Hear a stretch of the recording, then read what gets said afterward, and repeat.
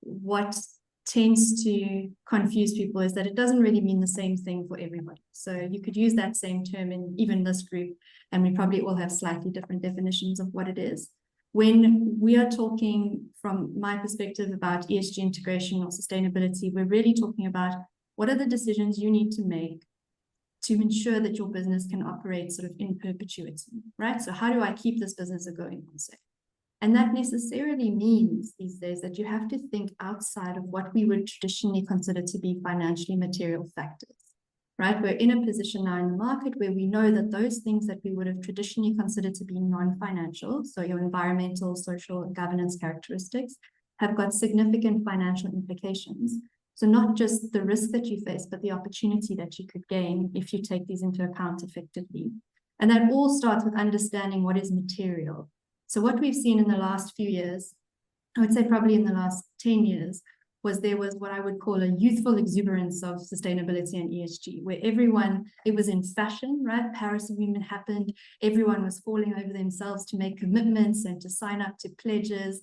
All of a sudden, it was very popular to be a sustainability professional. So the hiring went through the roof. Overnight, everyone on LinkedIn became an ESG expert. What we've realized in the time since is that it's really difficult actually to make these things real. It's really difficult to make it happen. And most of the time, it's not because these commitments were made out of malice or without the right intention. It's because we hadn't really thought about the practicalities involved. And so for me, to your point about that post, is that it's really about thinking about four things, right? The intersection of four things. The first thing is what impacts us? So in terms of environmental, social factors, governance factors, what impacts us? The second one is where do we have an impact? What is our impact on the world? That's really important to understand and increasingly important to report on and to sort of focus on. What are society's needs, right? So that's where things like the Sustainable Development Goals, I see your pin today, that's where that kind of thing comes in. What are the problems that we're collectively trying to solve? And the fourth thing, which I think has been neglected, is where is our circle of influence? So what do we actually have control over?